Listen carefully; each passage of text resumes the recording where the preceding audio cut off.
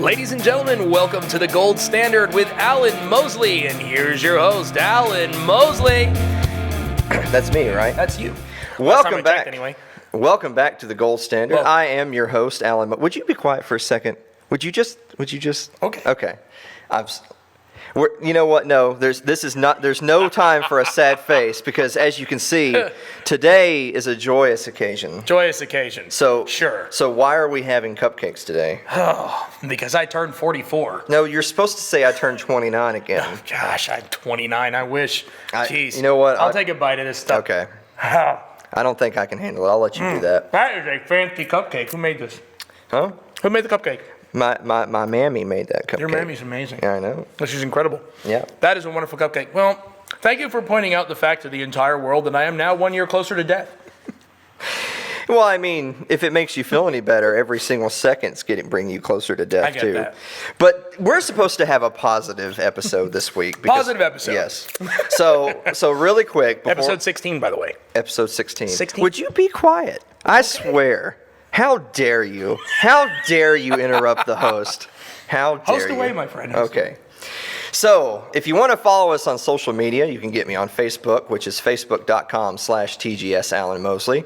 And Twitter is @Alan M. Mosley. And I don't know why we do this every week, because you can just go to our website, which is thegoldstandardpodcast.com. And so today's going to be a positive episode. Yes, it is. It's none of this doom, because if it was just me, then, I mean, by the end of the episode, you're just bent, I can't do it anymore. But You're good, man. Okay. No, we're excited today. This is going to be a good one. But today, our guest is the host of the AnarchoChristian podcast, which can be found at AnarchoChristian.com. That site reads, "Numerous times in the Bible we are told to love God above all else. This includes any forms of states or kings. It is our desire at AnarchoChristian to present these truths in Scripture through the filter of today's political and social state worship. Through meaningful blogs, memes, and book reviews, AnarchoChristian is meant to be a hub of discussion and information on Christian anarchy. Let's keep it informative and clean." Did you hear that? Clean. We're keeping it informative and clean. Yes. So we are joined by Stephen Rose. Stephen, how are you doing today? Hey, Steve. I'm doing good, thank you. So I told you right before the show, because I try to be a good host and not just bring people on and not know anything about them. So we've talked a little bit before today, and I listened to your most recent episode on the website. And I'm going to go ahead and pull the website up so people can see that. It is AnarchoChristian.com, where you've got tons of information, the information I just read. You've got your episode list. People can subscribe, support to you. You've got your Amazon and your affiliate links. So he's a real show, unlike us. We're not a real show. But AnarchoChristian is a real show. So really quick, give me like the few-minute rundown of what promoted you to start this show, and specifically on this subject matter? Yeah, so it started out as a blog and a Facebook page at first, and within a year it kind of escalated to the podcast thing, which is something that I had planned. And after reaching out to Roger Paxton of Pax Libertas Productions, he really helped push me along to jump into the podcast thing a little bit faster. And so that's where we're sitting now at about a year, and have 9 episodes, I think, behind us now. And, of course, there's all the blog posts on the website. And it was really just from a feeling that I'd had about, Christianity and the church and where we are today, and just watching it all play out, especially with the last election. And it wasn't really any different than any other election, and how it just gets dirty and name calling and all sorts of stuff, and everybody gets heated, and everybody has fights over Thanksgiving dinner and all that stuff. So it wasn't really any different, but it was kind of just a point that I thought I'd really like to do something to put more information out there pertaining to not necessarily just anarchism, but to the idea that something is wrong here in the way that Americans are with looking at the state and looking at government and its role in their lives. And all that good stuff. And so, of course, it just kind of snowballed quickly into the Anarcho-Christian thing. But that's where we are today. Yeah. Well, you can give me your thoughts on this too. Something that I hear people say all the time, especially as it pertains to libertarianism or the LP, or trying to whether or not you're going to be involved politically, if it's moral or not. If you are going to be involved, are you going to try to vote for the lesser of two evils versus trying to vote for a third party and all that sort of thing. But the phrase that I hear people say all the time is that, I would like to look more into the things you're talking about, but I can't this time because this is the most important election of our time, so we can't screw this one up. But it seems like every single election is the most important election, though, right? Right. Yeah, it always comes down to that lesser of two evils, and we're so scared that if we don't vote for the lesser of two evils, then the worst evil is gonna take over. And but we just see that over and over again. It plays out every single 4 years, and it's not the case. We just see the same scenario where we're scared into the lesser of two evils, and then the can just gets kicked down the road every year, and it's really a propaganda talking point that I think that nobody even really needs to push anymore, because we just kind of push it on ourselves. Sure. Well, I wanna jump right into this here because we've got a lot to talk about. So I listened to your most recent episode. So is your show weekly? Twice a week. Twice a week. So bi-weekly. So bi-weekly. And your most recent episode was, "Is Christianity compatible with anarchism?" So I feel like your most recent show was sort of kind of a let's take a step back and explain to people who might, and we do this too. Like if this is the first episode they've ever watched and they have no idea what we're talking about, let's not assume that people know what the topic is. Let's kind of explain it to them.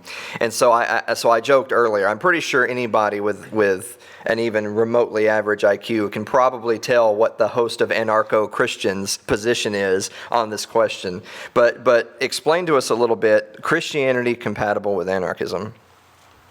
Yeah, I was really happy with that episode, and I've received some good feedback, and I think everybody's been pretty happy with it. That it's my goal with it was to just kind of strip down some of the reasons of what anarchism is and why it is compatible, rather than just kind of pushing a statement of this is the way you have to think and this is the way it has to be.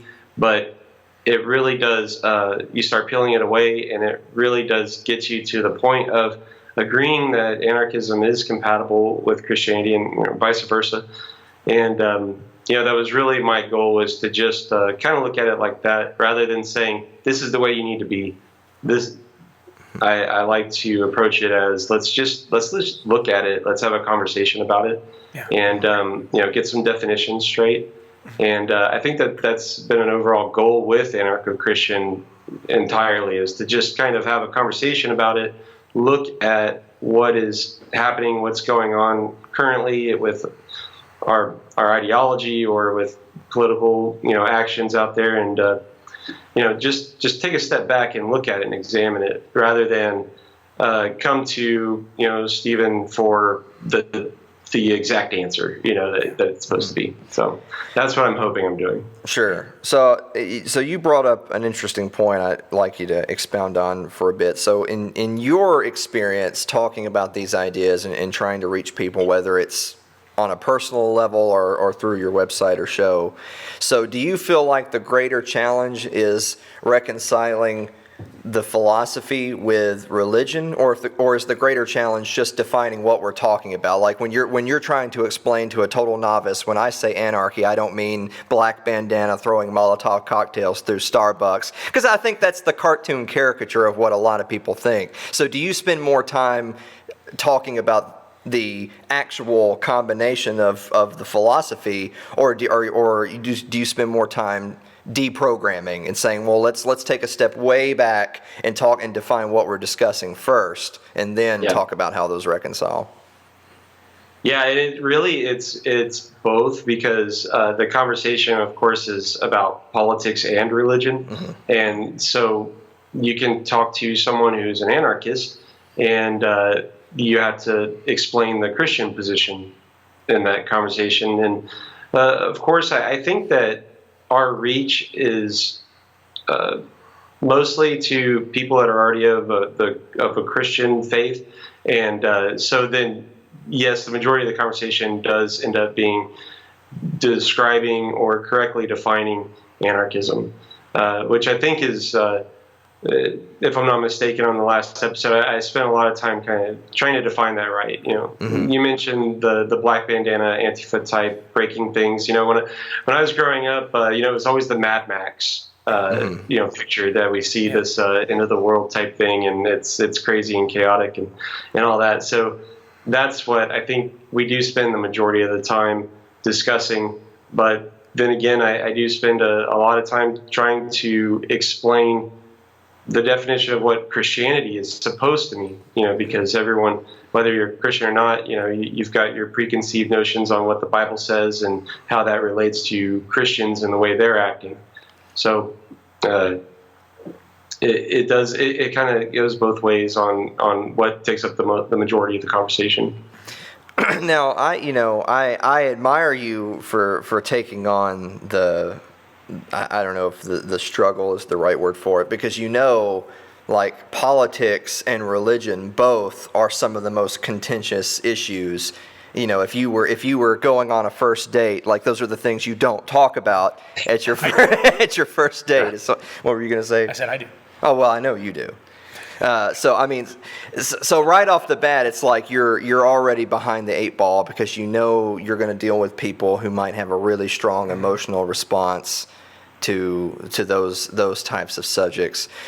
So sort of, I guess I kind of want to use this as an exercise. So kind of give me like your 1 or 2 minute approach to, if we're walking down the street, you overhear us, we're talking about politics or religion or whatever. How do you approach someone to discuss these issues and where you stand on them in such a way? I don't know how much you've seen of our show, Stephen, but we make fun of libertarians all the time. And I'm a libertarian, but we make fun of libertarians all the time. I call them neckbeards, and they're socially awkward. And, I always make the analogy of, the guy that's, screaming into his microphone in his basement. That's not going to win you any friends in life. So you wouldn't talk to people on the street that way. So when you're mixing in these really contentious issues, how do you even begin those conversations?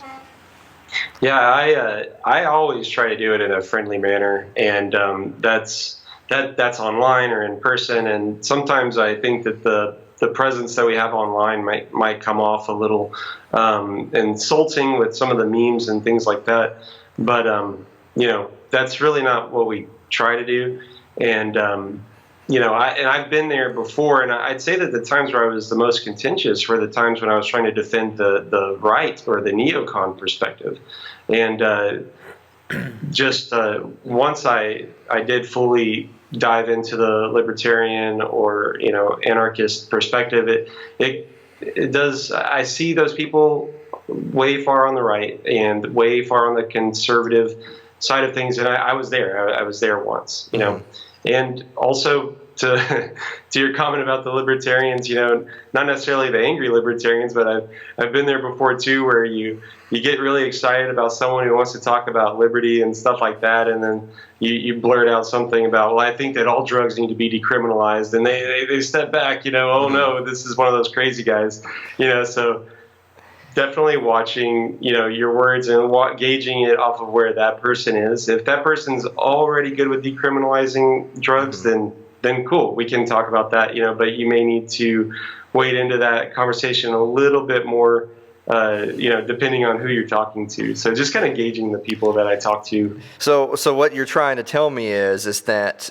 talking about non-aggression and being anti-war is a good first step, as opposed to giving 6-year-olds recreational heroin. That's probably not the best first step.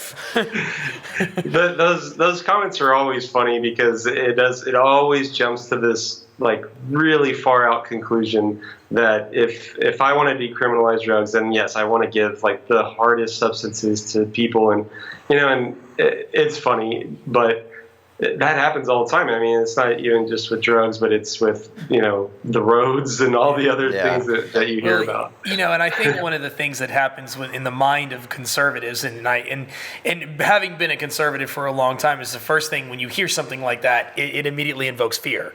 It's like, oh no, we can't not have this law that stops people from having drugs because the law keeps everybody safe and keeps everybody from losing control and going crazy. And we can't have 5-year-olds running around doing cocaine and 6-year-olds running around shooting heroin, da-da-da-da. And I think one of the things that's really important when working with, a conservative person is helping them to get past that fear of chaos and insanity ensuing just because there isn't some law in place, but to begin to believe in humanity a little bit and understand that, hey, any parent of any good upbringing or even just of any common sense is not going to let their child do that. But we've gotten to a point in society where I feel like people don't believe that other people have that good sense. Mm-hmm. So I mean, Christianity has its interesting positives and negatives in life, in its everydays. God is always going to be there to make things better for us as long as we are 100% His. But on the other hand, we tend to twist some of the things that we think and we believe, and we add our own 2 cents in, and we make things into a big mess. So with you, if I am a Christian conservative and you come to me with anarchism, what are the things that you're going to tell me as a Christian to help me accept the idea of anarchy? Yeah. Well, and usually the best situations for that is when you're, around a barbecue and, chit-chatting over something, not just, oh, hey, I overheard you and you're completely wrong and, you're a moron and all that, you know what I'm saying? So of course that's the best situations. And I've been there before where I'm, someone brings up something and the way that police should be or taking care of, society and how do we achieve that? And that's kind of how I work my way into that discussion, and if someone is a Christian, bringing up the ideals that we can both agree on mm-hmm. about, not being violent with each other and kind of introduce some of those concepts of, sure. Without even having to name the non-aggression principle, but bringing in those ideas of not initiating force against someone who's, peaceful. Right. And even to your comment about everybody is relatively good, so they're not going to be doing all these bad things. Well, I won't even go that far. I'll say, there's going to be times where people are going to, you release the law and people are going to act a fool, and that's going to happen. But the thing is you start describing what it takes to create this society of peace and organized society where everybody's nice to each other, but then you start pointing to that police kill over 1,000 people, unarmed people a year, and situations like that, and just trying to show is that really peaceful, where you're living in fear of your own government and you're living in fear of your neighbor. Right. If you wanted to have medicinal marijuana or even create some of the products like CBD oil from cannabis, but you can't because you're afraid that your neighbor will see it or smell it and call the cops on you, and you're thrown in jail, you're thrown into the system, and your family's out on the street after that. And I can ramble on and on like that, but that really is some of the things I try to present, especially to Christians, mm-hmm. where we say one thing and then we endorse another. Yeah. Mm-hmm. Well, correct me if I'm wrong on this or you think something differently, but one of the things that kind of sticks out to me, and I've gone on record before. I don't hide from it. I'm not really a religious person, but one thing that really bothers me, because I know you rally against state worship. I mean, I don't care what you worship as long as it's not the state. I'm definitely hardline against state worship. But something that bothers me a lot is just this sense that, anybody on the street would tell you family is important. And we love our family, and we would fight for our family.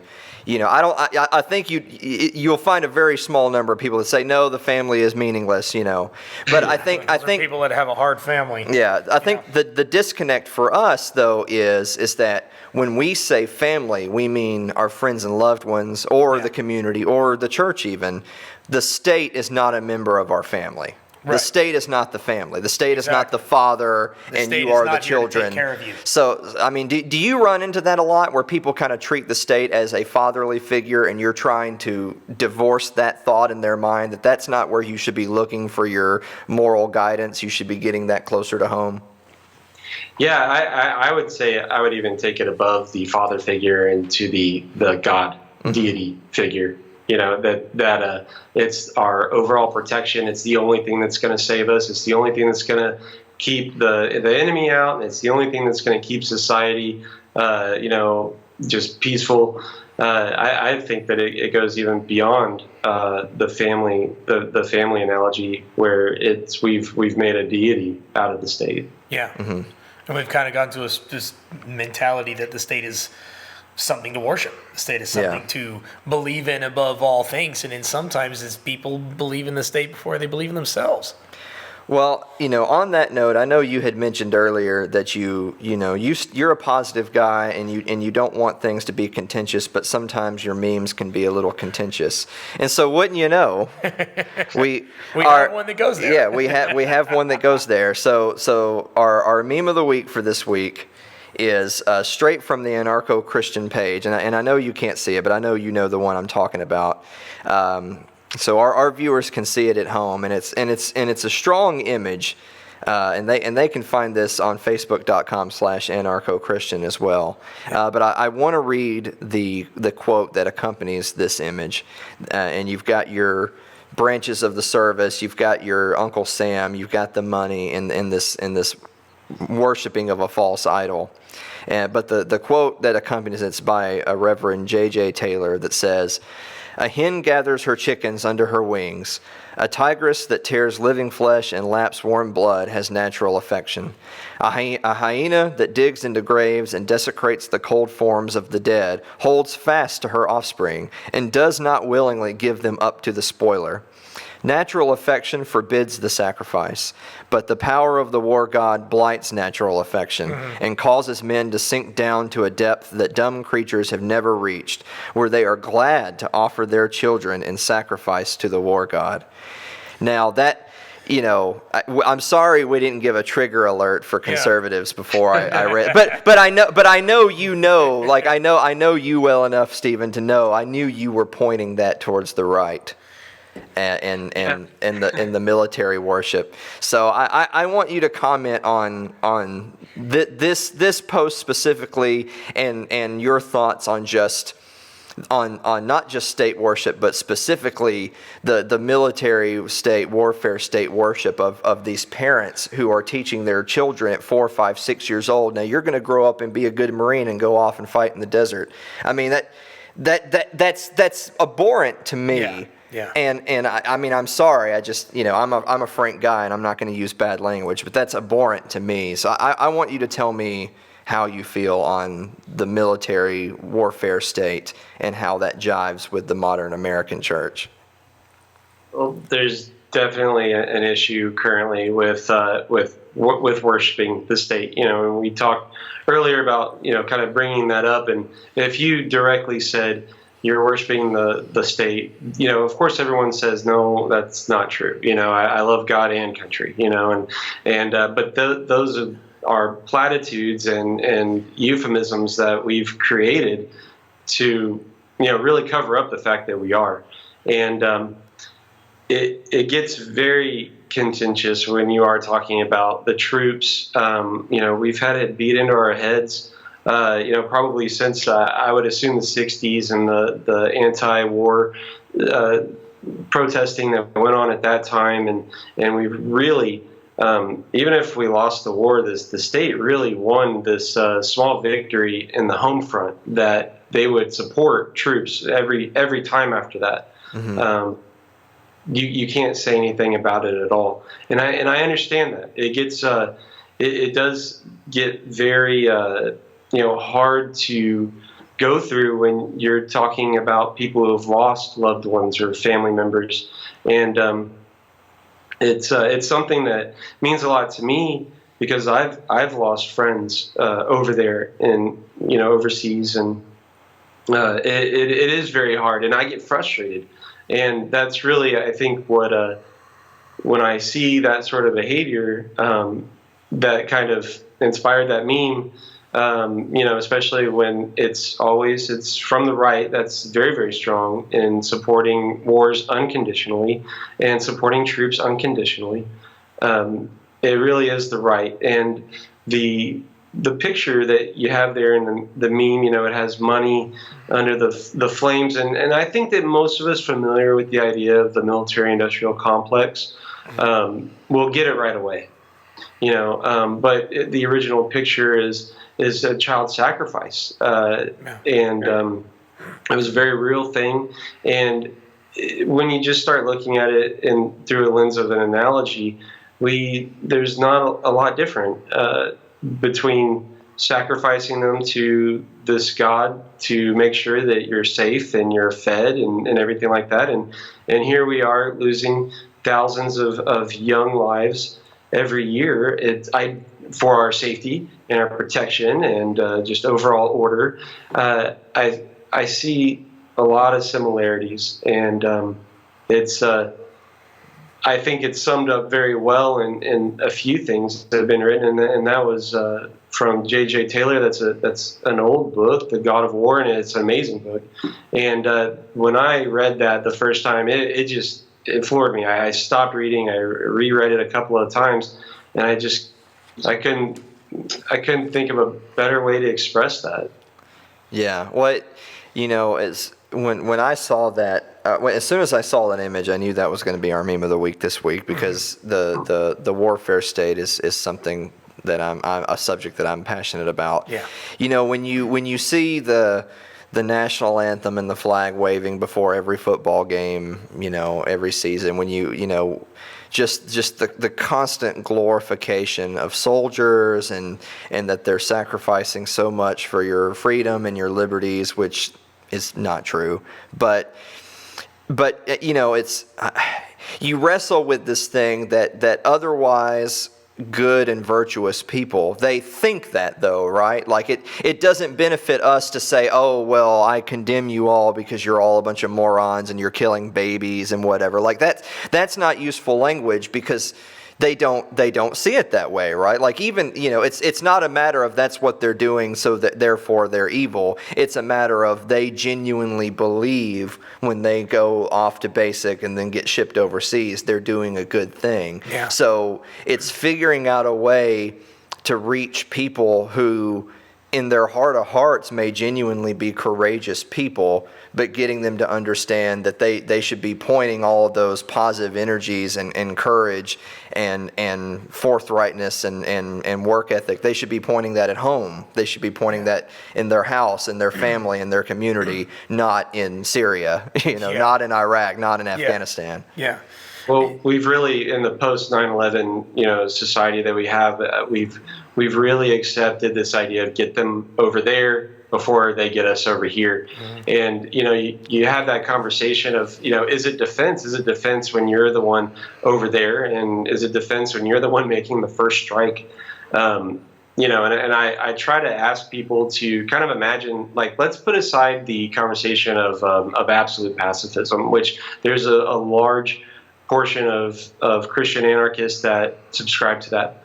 But let's put that aside where we accept a certain level of defense. And of course it's understandable if you're protecting your family in your home, on your property. Yeah. Maybe you would band together with the other families and in your neighborhood, and just start expanding that line a little bit. And once you've expanded that line where you're over there making first contact, it's like, okay, let's back up and let's rethink. At what point did we kind of cross over from defense to offense? Yeah. Well, there's that whole belief that a good offense, the best defense is a good offense. Sorry, I get that messed up. But you get where I'm saying. There's a lot of people that believe that, but this ain't football. These are people's lives. And so when you take what you believe and you put it on a missile and you send it to somebody else's town, that's not evangelism. That's force.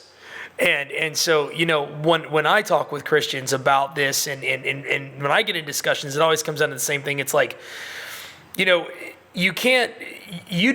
need to worry about what's happening on that side of the world. God is going to handle that. You need to worry about what's happening in your home. And if something from over there comes over here, you need to defend it then. But you're not going to stop evil on the other side of the world by going over there and causing trouble, because then you're the evil. Well, I think the real point though is you're not going to stop evil, and you can put a period right there. Yeah. We are not. Milton Friedman used to say, nirvana is not meant for this world. No. There will never be an end to evil on planet Earth. No. And the concept that if we just shoot a few more cruise missiles and drop a few more bombs on a few more innocent villagers, then magically the world will be rid of evil. That is a hubris that makes us the ones that are evil. Yeah, exactly. Most Christians would agree with that. They would say we're not going to be able to get rid of evil. I mean, it's within our understanding, of our faith and of mankind and sin but as soon as we do start talking about the patriotism and the missiles and just the strength that we can show, it just completely wipes out the original opinion that we had that we couldn't.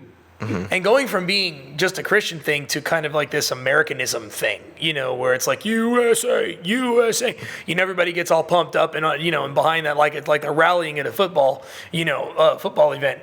It's good to support country, but to a certain point, I think that it becomes hype, and it becomes, where people are venting their anger at other countries who have caused, these situations to happen as a result of things that we've done, as a result of things that they've done, as a result of things that we've done.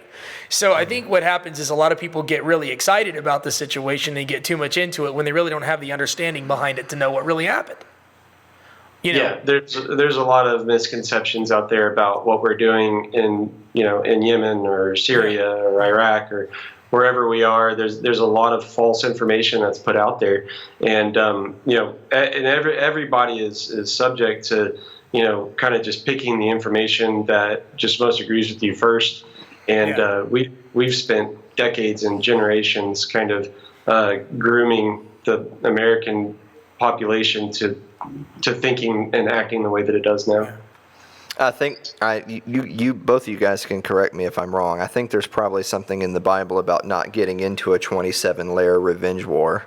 There might be some things in there. For you. Might find that in there for me. So that brought me to a point that I know I'd brought up briefly right before we went on, that people seem to lose sight of the fact that technology is amazing. I mean, it's the current year, it's 2018, so technology is amazing, but we don't have cruise missiles that release magical fairy shrapnel that only hit enemy combatants, whatever that means. Yeah. They don't just hit people carrying an AK-47. Right. It kills elderly, they kill women, babies. They kill children, and we live in a world and in a time where it's so easy for people to see the other. They're the other folks. They're the other people. villainize them. They're subhuman. Yeah. They're beneath us. They deserve what is coming to them, and so for all of that reasoning, it's just so easy to go to bed at night knowing justify it. Yeah, and justifying all these horrible things that happen during war and violence, and I mean we've got to, it's something I've seen before that they say that, I wish we had more war reporting like we did during Vietnam, because I wish people could see the charred remains of women and children every day to understand we don't want this. No. We don't want this. We don't want endless wars, because endless wars they mean that we lose a lot of money. It means that we spend blood and treasure. But it's those are just words. Like show real people's lives ending. Show the truth. So maybe we would lose our appetite for things like this. Yeah, absolutely. I wish there was more, but the current state of the media does nothing but support the narrative that we've created with that we need to be there intervening in everything. They support it, and they put out that scary message, that we have to be over there getting them before they get us. Yeah, I want to switch gears for just a second, and we'll come back to the warfare state. But speaking of another war, I know you recently had touched on the subject that's a pretty popular subject in the libertarian community. Should Christians support the war on drugs? And so once again, I mean, it's so apt that they call things a war on X and a war on Y, because they treat it the same way, right? Like we are in conflict with this identity or these people or this thing, and it is a matter of life or death, right? I mean, that's the narrative. So share us your thoughts on your position, as an anarchist, as a Christian, on the war on drugs and how that should be viewed. Yeah, it's completely immoral to use force to create a society of people that are not sinners anymore, and that's really what it boils down to. So much of it is supported by this Christian perspective that because it's a sin, because it's immoral, then we need to stop people from doing it. And it really is, once again, it's one of those situations where the propaganda and the rhetoric overrides your knowledge that you're not going to succeed. It's not going to happen. And is that the Christian's role? Is it the Christian's role to kick in doors, drag people off the cages for a plant, or even that, just supporting someone else doing it? We've outsourced so much of our things that we don't want to do ourselves. We don't want to get our hands dirty. But then you see Christians supporting all manner of things that goes against what we know to be right. Mm-hmm. And to get back to it, the drug thing, we should be 100% against the drug war, and that doesnst mean that you support doing drugs, even without getting into the crazy side of the spectrum where we discussed earlier about should children use heroin and stuff like that. We don't even have to get into that conversation. It's should you throw people in cages for a plant, right? Or doing something under their own free will that doesn't harm anyone else, as long as they're doing it in their own home, or not getting out and causing any havoc. And there's so many resources that are thrown at it that are so far-reaching. I mean, not just from the police, but from everything. It's like, and as Jesus was a fairly passive person. There's one little passage in the Bible where he gets upset for people selling sacrifices at the temple. Is about the only part in the Bible where they mention anything about him being aggressive. But Jesus was big on personal responsibility. And doing for others. It was precedent. But using the government to push your agenda on people because you disagree with something that they're doing is evil, no matter how you look at it, no matter how you justify it. And that was something that Jesus did not do. And even in Romans and several books of the Bible, we're talking about things like that. It all falls down on the individual responsibility, not on trying to put some entity out there to do your dirty work for you. Jesus was very much against that sort of behavior. Well, Yeah. you know, Stephen, you're more an authority on this subject than me, but it seems to me like if you're trying to talk to a church community, you're leveling with them on an area they can understand, is that, you know, we love our brother, we love our neighbor, and so then the question becomes.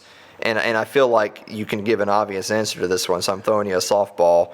You know, surely the answer is not to raise our hand to our brother because he's doing something we don't like. If you truly love your brother, do you want to throw him in jail for 18 years for this much pot? No. Yeah.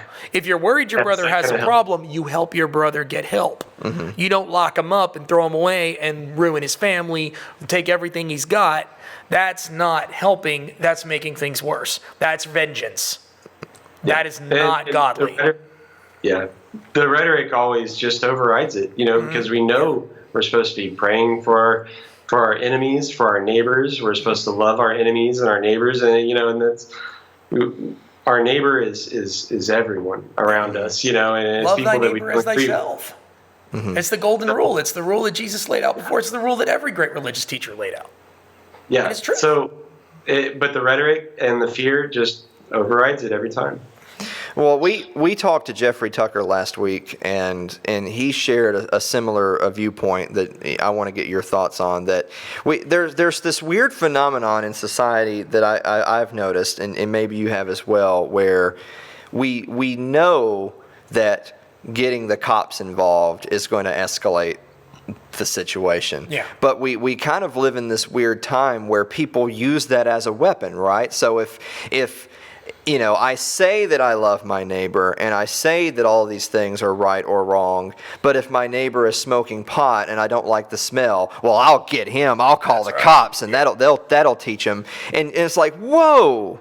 Yeah. Like, do you understand what you just done to this guy if he gets in trouble for this? And you just throw, it's just an aside for you that, oh, that'll teach him. How can people reconcile that, oh, I'm a good Christian, peaceful person, and then have no sweat, you know, they're going to sleep peaceful at night knowing, oh, I got that guy, I called the cops on him. Because they put the hands of the punishment in somebody else's.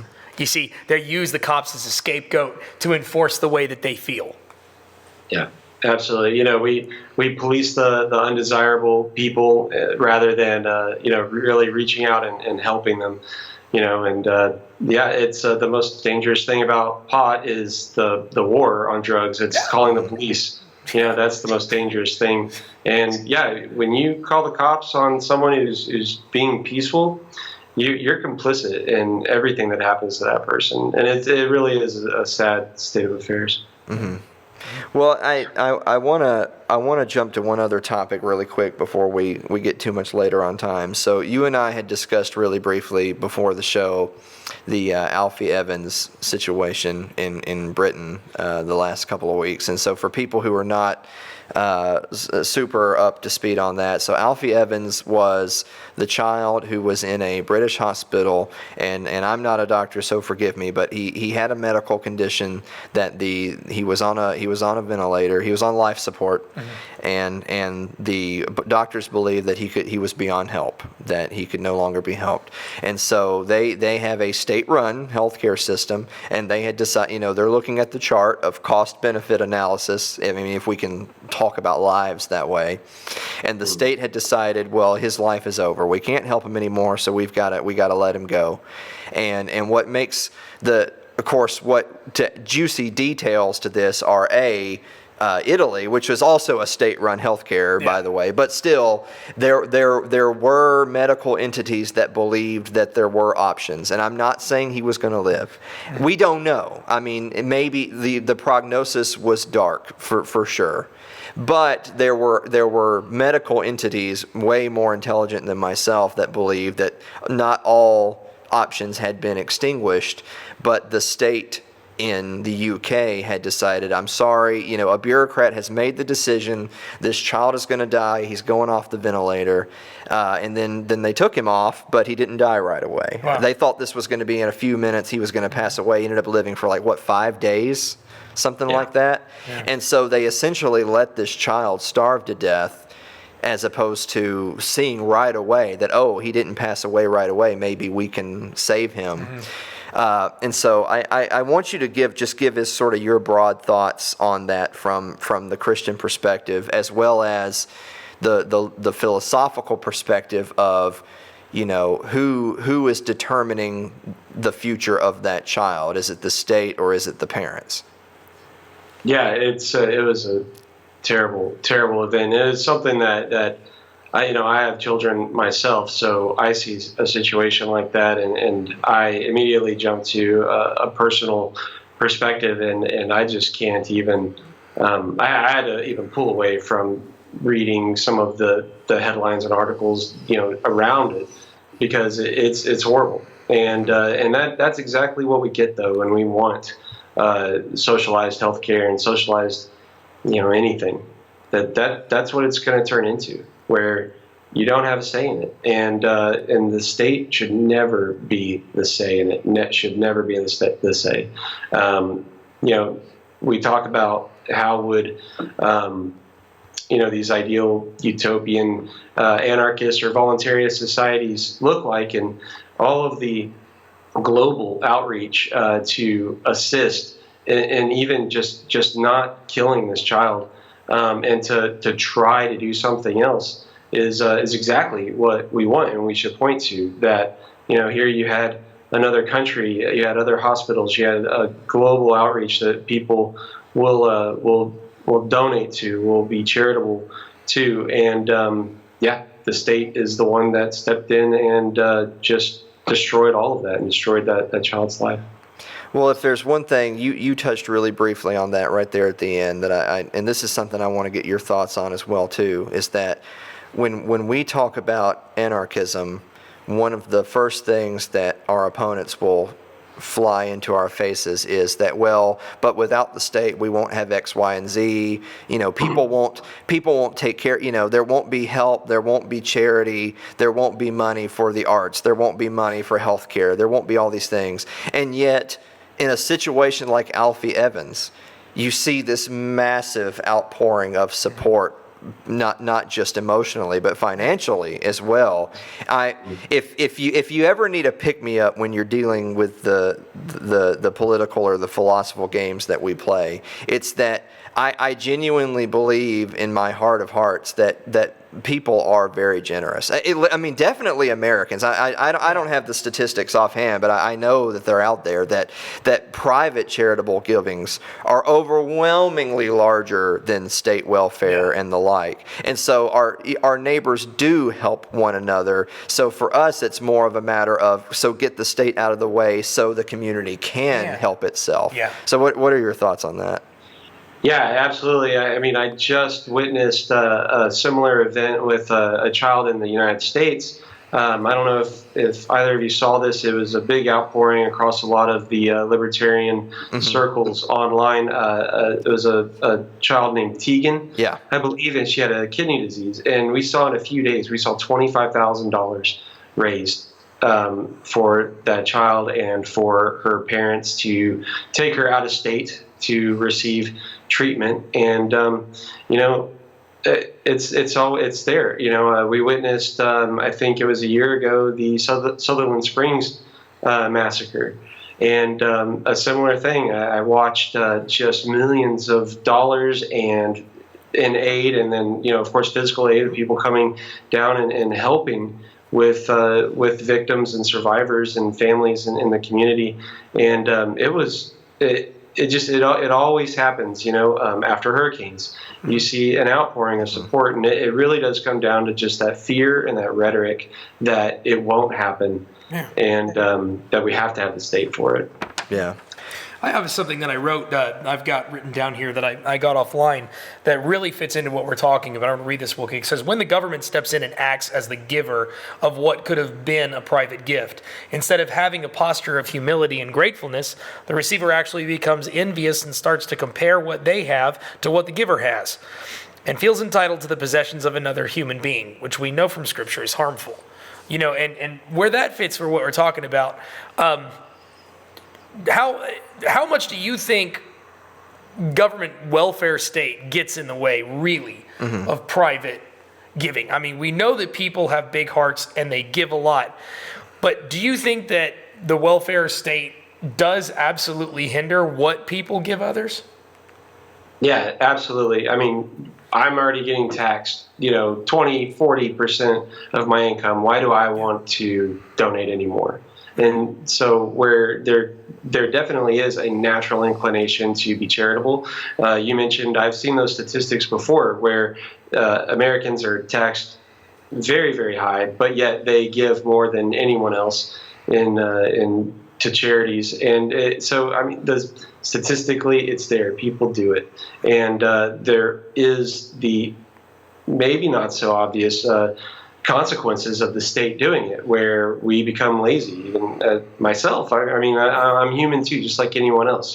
Why should I give? There's a state-run organization right down the street. You can go get help. Yeah, I'm already taxed enough already. So yeah, I would. It goes with anything. Yeah. So I mean, sometimes I feel like I would do more, and a lot of people feel this way. I would do more if the government did less. If they're taking my money and they're doing all these things, then why do I need to do them? Mm-hmm. Yeah, and not only does it create that, but I mean, it does create this dependence on the government. Yeah. That's another big issue, and it also creates that expectation that you're owed. Either if you're a recipient, that you're entitled to that money, but then also if you're paying out, well, you're entitled to the government to act in certain ways for you because you've been paying into it for so long. And we see that play out a lot with maybe people on the right who don't want the government to do more help. Which of course I don't want them to do more help because they screw everything up. Yeah. Things are done better privately, but. Yeah, I mean, there's a whole mess of negative consequences that come from the government creating this welfare state that we have. I want to. We're coming down on time, and I want to sort of bring this full circle with our last topic, since it's touching a little bit on everything we've discussed so far. So I want you to kind of give us a few minutes, because it's awesome being the host. You're going to have on guests, Stephen, because the awesome thing about a guest is you can ask this really open-ended rhetorical question and then just take a nap and then make them host your show for you. So I'm going to do that to you. So take a few minutes here at the end of the episode to kind of give us your thoughts on reconciling how embedded the military warfare state and everything else is with the church, and the war on drugs and the war on everything, because everything's a war, and then reconciling that with the pro-life position. Because I mean, and predominantly we're talking about the right side of the political spectrum, right? We're talking about the conservative Christian side of the spectrum, where they're going to be holding the rallies outside the abortion clinics saying that we value life, but those same people will say, well, we ought to just turn the Middle East into glass. That'll get them Muslims. So of course, we think that's crazy, but give us your thoughts on how they think that, and then what we have to do to get them to understand that, by your own philosophy, life is life. Yeah. Like, life is life, and you can't dismiss life that way. So give us your thoughts on that. Yeah, well, you did sum it up well. That's really it. And the conversations that I've gone into dealing with that, it can get heated. Of course, I try not to. I try to just calmly just point out those inconsistencies. And it really is an inconsistency in philosophy, where we do need to care so greatly about a life in the womb, which I agree with. But then when we start talking about war, like you said, when we call it collateral damage, we dehumanize people over there, and it becomes no bigger than accidentally killing an animal, for the greater good, and it really is an inconsistency that needs to be met. And I don't think anybody is going to convince somebody in 5 minutes that there is that inconsistency. But I try to plant that seed, though, at the very minimum, to say that this is, you believe in, you call yourself pro-life, you believe in the value of life, even from the religious perspective, that we're created in the image of God, and that really does give us our value. And you don't even have to be religious to just have that perspective, to say that life is valuable, or you just don't want to kill people.